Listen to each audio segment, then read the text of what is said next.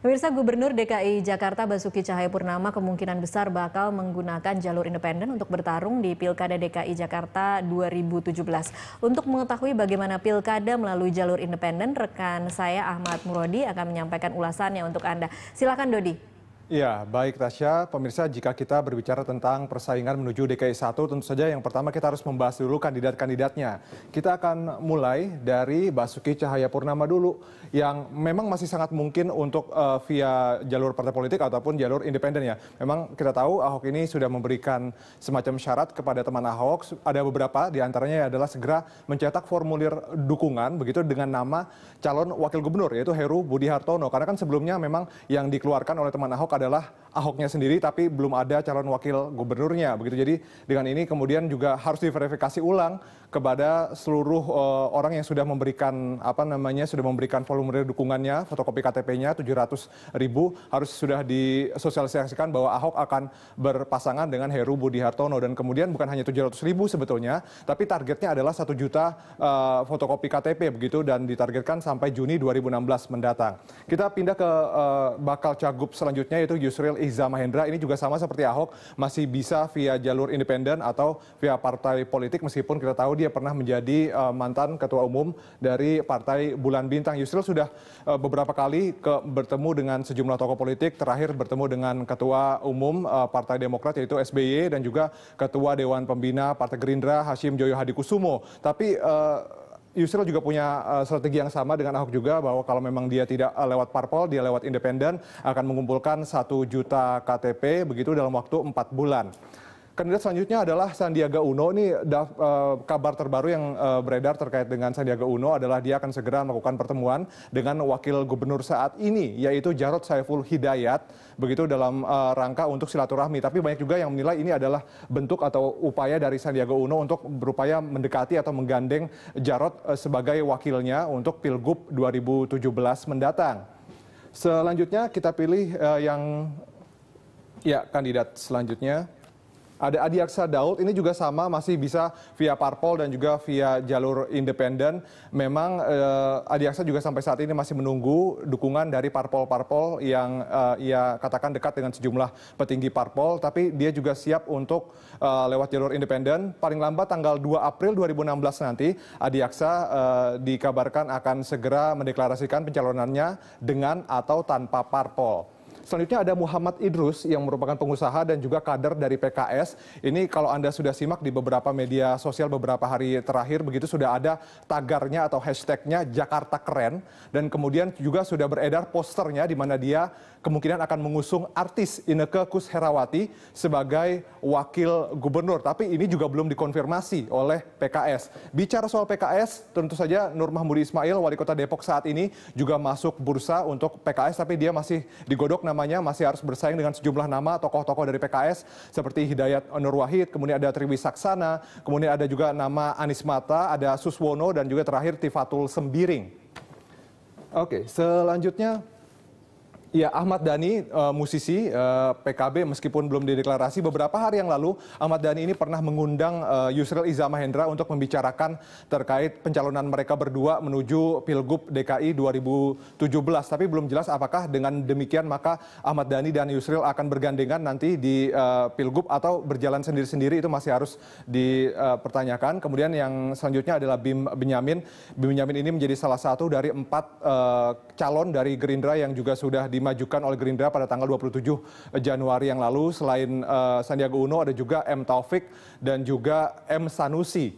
Nah, yang terakhir adalah Abraham Lunggana yang akrab disapa Haji Lulung. Ini bahkan juga sudah menyiapkan semacam tandingan untuk teman Ahok ya, yaitu Jaringan Suka Haji Lulung, JSHL. Itu juga sudah disiapkan. Bahkan Lulung ini juga sudah menyiapkan strategi jika memang nanti P3 versi atau kubu Jan Faris tidak bisa ikut Pilgub, maka dia siap untuk menempuh jalur independen. Itu adalah 9 bakal cagup DKI Jakarta, ada yang sudah dideklarasi, ada yang belum. Kemudian kita akan lihat sekarang, ini adalah contoh-contohnya kepala daerah yang dari jalur independen. Tahun 2006 ada Irwandi Yusuf dan M. Nasir dari Pilgub Nanggro Aceh Darussalam. Kemudian ada Tungku Nurdin dan Tungku Busmadar. Ini pemilihan Bupati Biren Nanggro Aceh Darussalam.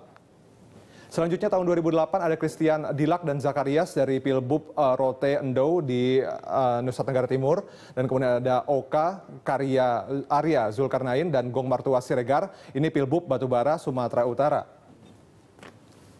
Ya, di tahun 2009 ada Aceng Fikri dan Diki Chandra, ini adalah Pilbub Garut, Jawa Barat. Kemudian tahun 2010 ada Muda Mahendrawan dan juga Andreas M dari Pilbub Kuburaya, Kalimantan Barat. Tahun 2011 ada Saifullah dan MG Hadi Sucipto, Pilbub Sidoarjo, Jawa Timur. Dan 2012 ada Jonas Salean, Hermanusman, Pilwalkot, Kota Kupang, NTT.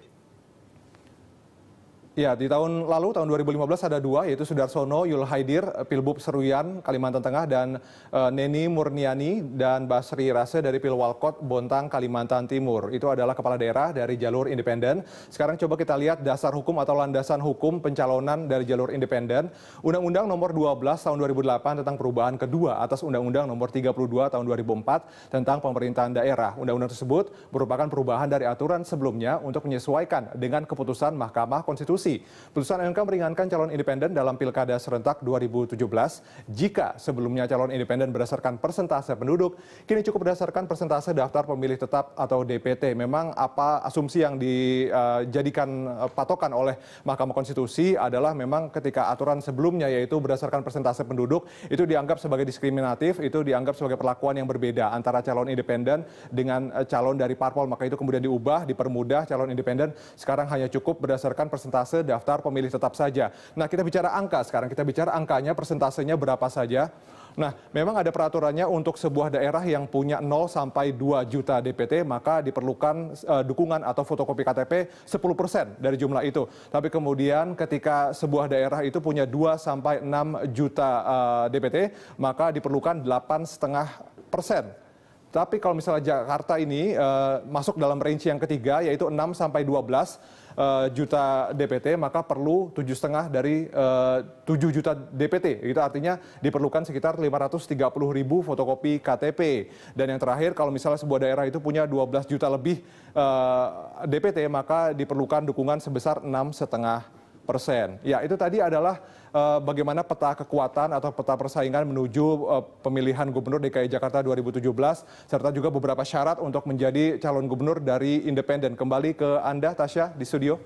Baik, terima kasih Dodi untuk ulasannya. Saya akan langsung bertanya ke Pak Kris. Pak Kris, jadi kalau tadi kita melihat ulasan yang disampaikan oleh Dodi, siapa menurut Anda bakal calon atau bakal kandidat Gubernur DKI Jakarta yang akan bisa menjadi calon terberat yang akan dihadapi oleh Ahok?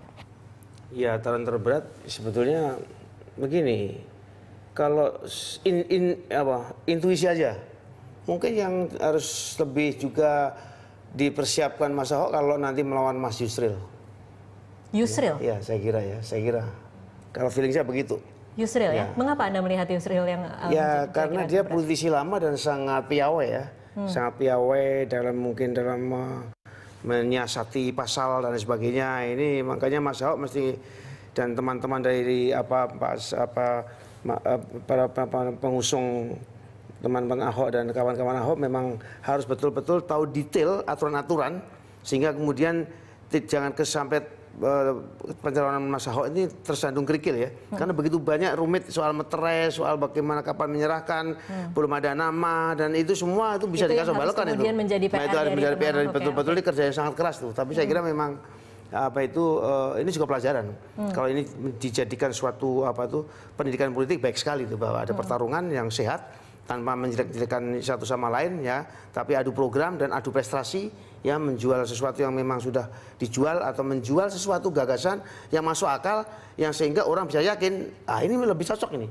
Seperti itu. Saya kira begitu. Oke. Dari sisi elektabilitas sebenarnya ada beberapa nama yang sebelumnya kemudian berada lebih dekat menjadi saingan Ahok yaitu ya, seperti nama-nama Ridwan Kamil, kemudian sebetulnya yang lebih adekuat, yang lebih memang pertarungan akan ramai kalau lawannya misalnya Mas Ridwan Kamil atau Mas Pranowo atau Ibu Risma. Tapi kan sebetulnya mereka pada bijak sekali. Kenapa kok kita mesti berspekulasi untuk tempat lain? Saya kan sudah mengabdi dan saya sudah diapresiasi oleh masyarakat setempat, misalnya Mas Ridwan Kamil. Kalau dia adu di Jakarta itu orang yang betul-betul sudah menjadi harapan masing-masing publik, akan rugi publik. Ya. Lebih baik kalau kemudian jika Mas Ridwan tetap bertahan di kota, siapa tahu 2018 jadikan modal besar bahwa saya sudah berhasil di kota Bandung. Oke, yang saya ingin coba katakan tadi adalah jarak antara elektabilitas Ahok dengan Yusril itu cukup jauh. Apa yang harus dilakukan oleh seorang Yusril kemudian untuk bisa sejajar dengan? Ya, saya kira gampang-gampang mudah. Mas Yusril harus meyakinkan publik Jakarta bahwa Ahok sudah bisa membuat birokrasi DKI berjalan, bisa berani dengan baik mencegah intervensi misalnya yang berlebihan dari DPRD, sudah bisa membangun sesuatu yang dianggap mustahil dulu ya mengenai MRT dan bisa juga banyak hal lah. Dia juga bisa harus tunjukkan saya bisa itu. Dia bisa begitu, saya bisa ini. Tunjukkan begitu. Ya kan? Nah, itu paling baik. Nah, tentu itu sesuatu yang usaha ekstra keras juga dari Mas Yusril untuk bisa melawan dengan memberikan bukti apa yang sudah dilakukan dia. Baik. Saya ke Mas Ivan. Mas Ivan, itu tadi kan positifnya Ahok, kita tahu apa yang sudah dia lakukan atau dia kerjakan sebagai gubernur selama ini. Tetapi ada tidak kemudian mudah-mudi Ahok juga memberi masukan, kira-kira ini akan menjadi titik-titik lemah Ahok yang kemudian mudah sekali akan diserang oleh kandidat dari parpol lain misalnya? Ya, memang kita tentunya menginventarisasi prestasi yang sudah dilakukan Pak Ahok. Dan ini kan yang perlu memang kita sampaikan ke publik yang mungkin belum tahu apa yang dilakukan oleh Pak Ahok. Tapi titik lemahnya? Titik lemahnya kita antisipasi khususnya terkait dengan pendaftaran ini. Kita sudah juga melakukan komunikasi dengan berbagai pihak terkait dengan formulir dan lain sebagainya. Jangan sampai nanti ada hal-hal teknis justru yang memang merugikan sehingga terjadi pembatalan dan lain sebagainya. Itu yang sudah kita persiapkan dan sekarang sudah kita komunikasikan terus. Untuk itu kenapa formulir juga oleh teman Ahok akhirnya dikeluarkan yang baru dengan nama wakil gubernurnya dan juga terkait dengan materai. Kalau memang hari ini sudah mulai ramai terkait dengan materai, ini juga mungkin disampaikan kepada masyarakat bahwa yang diisi memang tidak menggunakan materai. Jadi memang diisi formulir, nanti untuk rekapitulasinya itulah yang nanti akan ditempelkan materai dan itu sudah disiapkan oleh teman-teman dari teman Ahok.